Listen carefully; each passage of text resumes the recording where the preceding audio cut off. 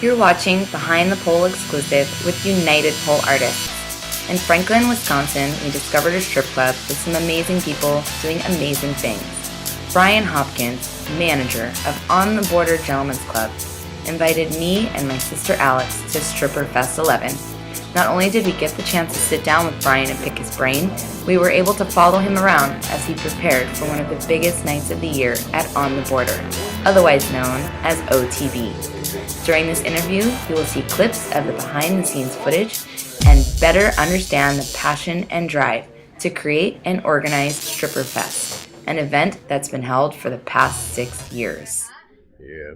Oh, it shades your gorgeous, handsome face. Oh, yeah, it does. There we go. That looks better. Were you talking to? The light is good. How are you doing?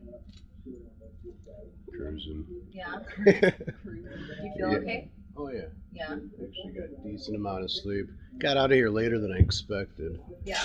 But probably in bed by 7, so 7 a.m. What time did you wake up? around 2 o'clock. That's not bad. No. Well, we want you to be yourself, for sure. You know, we're not Hello. hiding you. Just try to stay closer to the... I'm Brian Hopkins. Welcome to the Executive Suite. So tonight we got Stripper Fest 11 going on.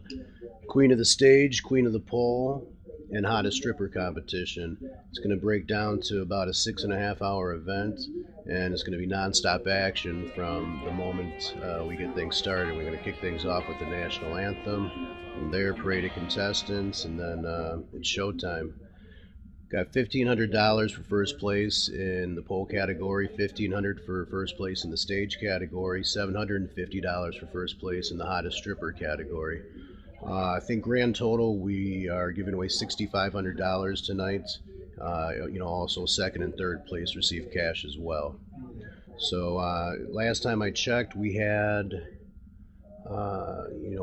10 plus girls in the pole competition, 10 plus in the hottest in the stage category, and I think we have 14 in the hottest stripper category. So how many total do you have? I think we have about 18 girls total because some girls do more than one category.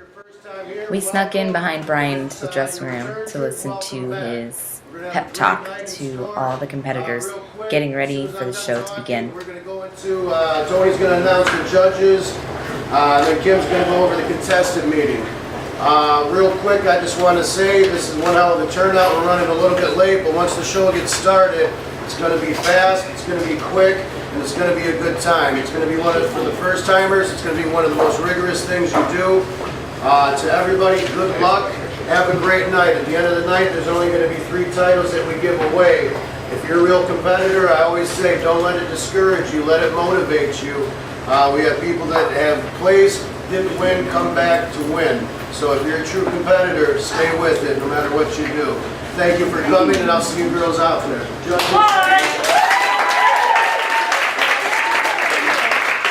This is going to be one of the most grueling athletically charged competitions that most of these girls will be involved with. It's a little bit different than what a lot of girls are used to if they compete on the pageant circuit or if they compete on the pole circuit. With a lot of those competitions, with some of the pole competitions, you do a video submission to get into the final round of that competition. And with the pageants, a lot of those are by invitation only. Our competitions are open, which means your first round of competition is going to be live on stage in front of everybody. So everyone that enters our competition has a chance to perform in front of an audience. The majority of Brian Hopkins events take place at On the Border Gentlemen's Club under the company name Skindustry. This includes pole fitness competition, vertical pole showdown, stripper palooza, and of course, Stripper Fest. We started Stripper Fest in 2006. And what I wanted to do is do a pole competition and just put some beautiful strippers on stage, get some exotic dancers, have them dance around. But I wanted to focus on the pole competition. Even though back then no idea about the pole industry. Right. All we knew was that there were some dancers here that spun around and did some pretty cool tricks, and we just wanted to showcase that, and that's how things got started. And one of the first inspirations was Polapalooza. At that time, I believe they did it at Lights. Yes, they were doing it at Bellagio, Yeah. and they gave away 10 grand. Yes. That blew my mind. Because with feature pageants, there's not that much money given away, and whenever I saw 10,000, that struck me. So I wanted to do something, obviously not on that grand of a scale, but our first competition, we gave away 1,000 for first place for the pole and in the stage category. So that was a little bit of the inspiration. I saw them do it and thought, if they can do it, why not? How long have you been a manager here On the Border? 2003, about 8-9 years now. So you created all of these events. You do Stripper Fest, Vertical Pool Showdown, Stripper Palooza. Do you feel like it's helped put this club on the map? Oh, definitely. It's upped the club's profile on a national scale, because it started off as a Midwest competition. We're in Wisconsin, and for our first competition, girls came from Iowa, Indiana, Illinois, and Wisconsin. So, it was more of a regional affair, but then it started to grow. We'd showcase feature entertainers that tour the country. We'd bring them in as headliners and guest performers, and, those girls started talking. And, in the exotic dance industry, there is a void for this type of competition. With the pageants, it's, you perform, and then you find out the results at the end of the week. End of the week, So for us, and that leaves a lot of questions. Imagine all these people competing, and all of a sudden you don't know about the results till the end of the week. So strange. Doesn't make it, athletically it doesn't make sense. And like I said, we try and base a lot of our competitions on athletic formats, and that includes, we read off the scores after every performance. Scores for PM Award: 8.5, 9, 9.25, 8, and a 10. That way, the contestant can follow her progress. The audience can follow their progress, because we will have audience members with sheets of paper, and they're keeping track. They like to follow. A lot of people like stats, so we like to be able to have them follow, what's going on throughout the night. It'd be really cool if you had like a score, like a board, like a lit up board Yeah. up on the wall. Have you thought of that already? Thought about it, and we just Yeah. need some sponsors to get on board and help us fund that. So speaking of sponsors, how do you have all of this prize money? Where does that come from? The clubs, we've been blessed to, we ran into some clubs, met some people that believe in what we do, and, they financed it.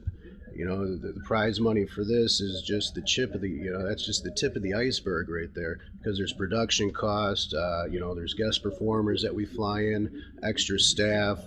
There's a lot of work that goes into it and a lot of money that goes into it. And, On the Border tonight is footing that bill. Whenever we go to Stripper Palooza 7 in Kalamazoo, Michigan at Angels, they're picking up the tab. So, we got a handful of clubs that want to help put money back in these ladies' pockets. So do you feel like that pole dancing within your own club, the girls have gotten more talented and more skilled on stage since you've been doing all of this? Oh, absolutely. And not only in our club, but nationwide as well. We travel around. We see, a number of clubs and a number of competitions throughout the year. 5 years ago, there'd be one or two girls that you might see, go, inverting on a pole. But most of the girls, they use the pole as a decoration. They'd lean against it, wiggle a little, they'd walk around it, survey the crowd, check it out. But this year especially, we've really gotten out there and noticed a lot of just regular house girls doing pole maneuvers, doing pole tricks, and that's something you wouldn't have seen 5 years ago. There's been a great influence from the pole fitness community on exotic dance. And, from our standpoint, it's helping raise the bar a little bit for the level of entertainment that these girls provide at the club. So instead of just doing the booty shake and writhing around on the floor, there's some maneuvers, there's some athleticism, and it adds a level of grace to each girl's performance. When we asked Brian what his goal was for these events that he organizes, his answer seemed simple at first, but the more he talked, the more he revealed the real truth. To have fun, this is a fun business, this is a fun industry, the pole industry is a fun industry. We just wanted to throw a party, we want to bring people together, we want to promote our club, and in turn we want to promote other clubs and other studios. Anyone that comes and gets involved, we're announcing their names, their club, their studio locations numerous times throughout the night. So ultimately we're trying to make money for the club, and then in turn the club's trying to give money back to the girls and give the audience a great show. We want to, this year especially, we started to make some strides, breaking down some walls and building some bridges with the pole fitness industry. We're building bridges because I see a lot of times, some people in the pole fitness industry, you get the stiff arm from them. From the burlesque industry, you get a stiff arm from them. And I always understand. I'm in the strip club business, so I understand why some people shy away from that strip club image, because there's a lot of people that they give that strip club industry a bad name. There's some dancers that just can be a little embarrassing. There's some owners that can be a little bit embarrassing. There's some clubs that are just downright embarrassing, and I understand how some people they don't want to be lumped into that category. But we found people this year, and we've made some great connections, and people are starting to give us a chance, and that's all we ever asked is just give us a chance. Listen, look, if you don't like it, got it, that's cool. Good luck to you. You do your thing, we'll do our thing.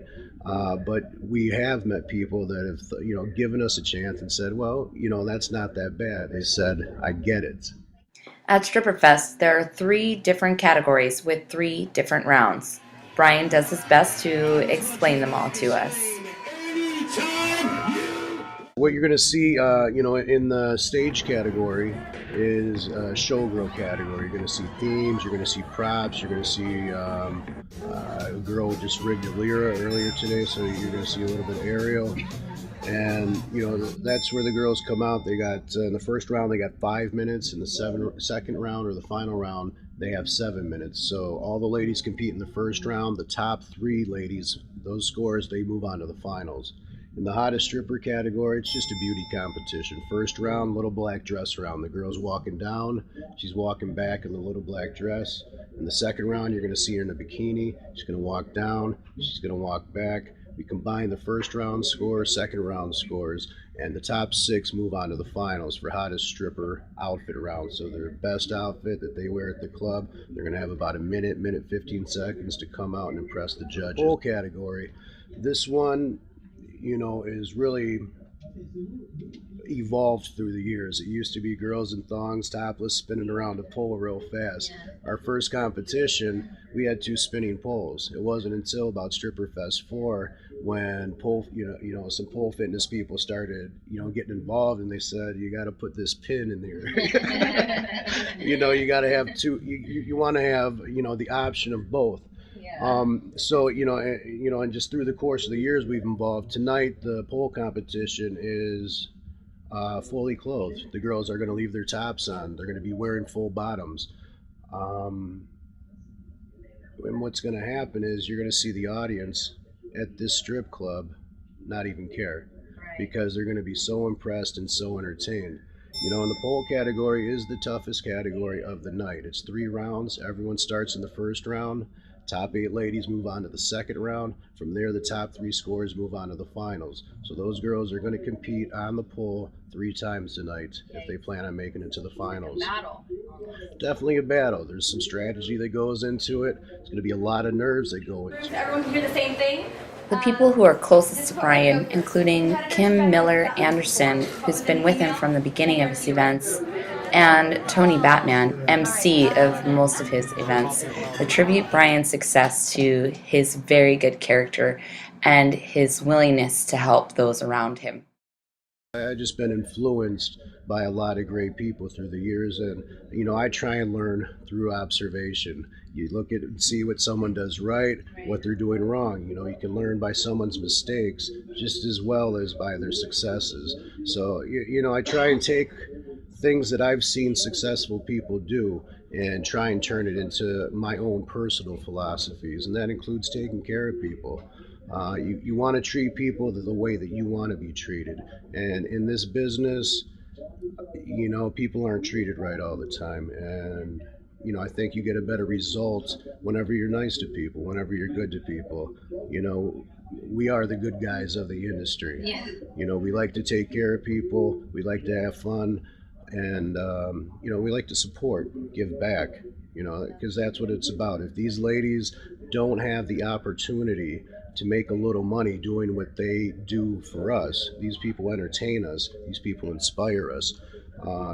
If we can't give them money and help support them, then they're not going to be here. The level of entertainment's going to go down.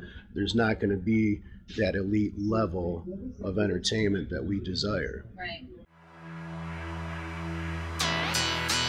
Watching Stripperfest from beginning to end was an amazing experience and really, really fun. We were super lucky to get to watch Brian behind the scenes and work his event. One of the things that we learned about him that seemed to stand out was how much he cared about the girls and how they felt about what they're doing, and that they felt good about performing and putting their hardest work into what they were doing. And we thank Brian, and we hope that any one of you gets to see Stripperfest in the nearest future.